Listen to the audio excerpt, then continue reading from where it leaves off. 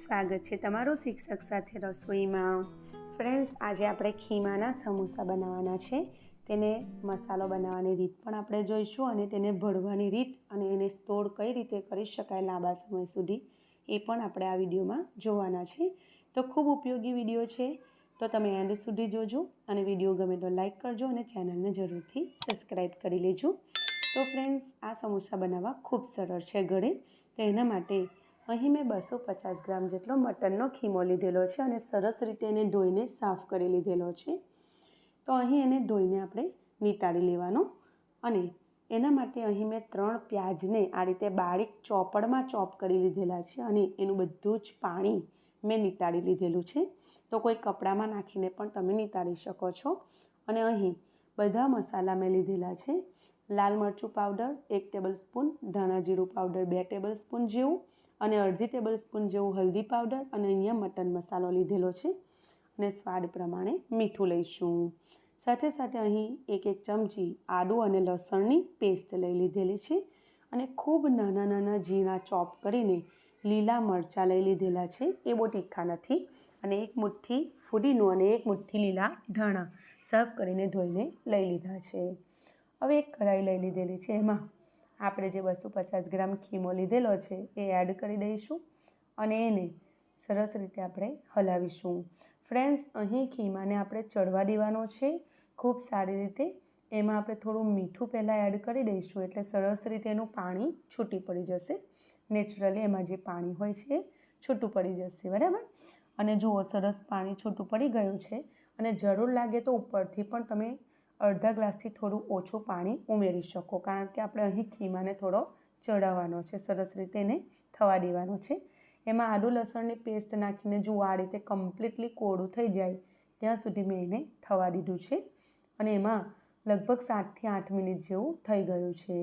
એમાં મેં લીલા મરચાં અને જે ચોપ કરીને પાણી નીતાળીને જે પ્યાજ લીધેલા છે એ પણ અહીં એડ કરી દીધા છે અને સરસ રીતે આપણે એને મિક્સ કરીને બીજી 5-1 મિનિટ જેવું થવા દઈશું, જેથી પ્યાજમાંનું પાણી પણ સુકાઈ જાય, જે થોડું ઘણું રહ્યું હોય એ। અને એમાં 1 ચમચી જેટલું મેં તેલ એડ કરીને બધા પાવડર મસાલા મેં અગાઉ તમને જે બતાવ્યા છે એ આ પોઈન્ટ પર આપણે એડ કરી દઈશું। તો ફ્રેન્ડ્સ, આ પોઈન્ટ પર તમારે થોડું ટેસ્ટ પણ કરી લેવાનું અને મીઠું જો જરૂર લાગે તો તમારે ઉમેરી દેવાનું, કારણ કે પ્યાજના ભાગનું મીઠું આપણે ઉમેરવું પડશે। તો ટેસ્ટ કરીને તમારે ઉમેરવાનું અને એમાં જે 1 મુઠ્ઠી આપણે લીલા ધાણા અને લીલું ફુદીનો લીધેલું છે એ પણ આમાં એડ કરીશું અને સરસ રીતે મિક્સ કરીને મેં એને આવા એક બાઉલમાં કાઢી લીધેલું અને ઠંડુ કરવા મૂકેલું। અને અહીંયા આપણે એક સ્લરી જેવું બનાવીશું। તો 1 ચમચી તમે કોર્નફ્લોર મોટી ચમચી, અથવા એ ના હોય તો તમે મેદો લઈ શકો, એ પણ ના હોય તો તમે ઘઉંનો લોટ પણ લઈ શકો અને એમાં થોડું થોડું પાણી નાખતા જઈને એની ઘાટી એકદમ પેસ્ટ બનાવવાની, ઘાટી બનાવવાની, બહુ પાતળી નહીં કરવાની, બરાબર। અને અહીંયા મેં તૈયાર જે માદા મળે છે સમોસા બનાવવા માટેના, જે પટ્ટી તૈયાર મળે છે એ લીધેલી છે। તો જુઓ, સરસ રીતે હું તમને ફોલ્ડ કરતાં બતાવું છું, એ રીતે ફોલ્ડ કરીને ઠંડો થયેલો જે ખીમાનો મસાલો છે એ એમાં આપણે ભરીશું। તો ઠંડો કરવાનો છે મસાલો અને પછી ભરવાનો છે। તો જુઓ ફ્રેન્ડ્સ, આ રીતે આપણે સમોસા ભરીશું, બરાબર। ત્રિકોણ આકારમાં એને વાળતા જઈશું અને છેલ્લે બચેલા ભાગ પર આ રીતે આપણે લય લગાવીશું, એટલે કે આપણે સ્લરી લગાવીશું અને એને ચોંટાડી દઈશું।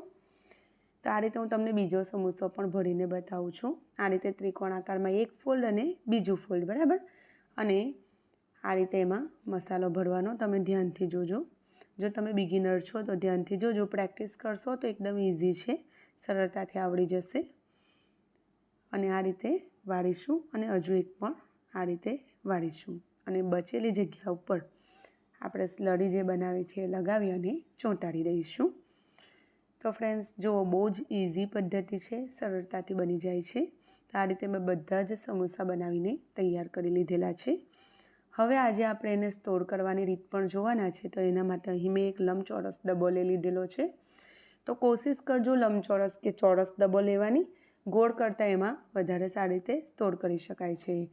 અને એમાં આવી એક ટ્રાન્સપેરન્ટ શીટ લઈ લીધેલી છે, એ આપણે બિછાવી દઈશું। તો તમારી પાસે એવી ટ્રાન્સપેરન્ટ શીટ ના હોય તો ઘરે જે પ્લાસ્ટિકની કોથળીઓ આવે છે એને કાતરથી કટ કરી લેવાની અને આ રીતે આપણા ડબ્બાના માપમાં કટ કરીને ગોઠવી દેવાની અને એમાં સરસ રીતે આપણે સમોસા આ રીતે મેનેજ કરીને ગોઠવવાનું, જેથી ઓછી જગ્યામાં વધારે સમોસા આપણે ગોઠવી શકીએ. બરાબર, તો આપણા ફ્રીજમાં પણ જગ્યા રહે અને વધારે વસ્તુ ડબ્બામાં સ્ટોર કરી શકીએ આપણે. તો જુઓ આ રીતે ડબ્બામાં મેં બતાવું છું, બસ એ જ રીતે સમોસા મેં ગોઠવી દીધેલા છે અને એક લેયર બનાવી દીધેલી છે. હવે એના ઉપર હું બીજી એક ટ્રાન્સપેરન્ટ શીટ ગોઠવું છું.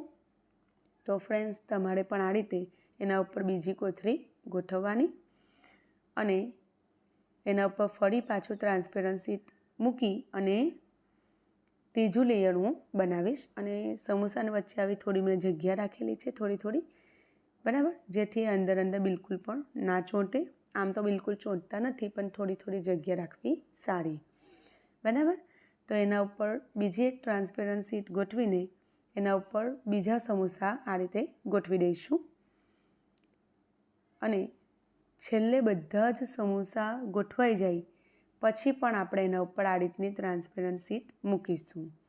તો ફ્રેન્ડ્સ, આ બહુ જ સરળ પદ્ધતિ છે. તમારે જ્યારે પણ ફ્રાય કરવા હોય તો ડબ્બાને કાઢીને આ શીટ હટાવીને જેટલા પણ સમોસા લેવા હોય એટલા તમે લઈ અને ફ્રાય કરીને બીજા સમોસા ફરી પાછા તમે ડીપ ફ્રીઝ અથવા ફ્રોઝરમાં મૂકીને સ્ટોર કરી શકો.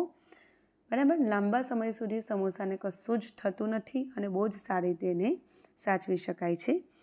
તો જુઓ, અહીં મેં બધા જ સમોસા ગોઠવીને છેલ્લે આ રીતે ટ્રાન્સપેરન્ટ શીટ ગોઠવી દીધેલી છે. હવે આપણે એના ઉપર ડબ્બાનું ઢાંકણ ઢાંકી દઈશું.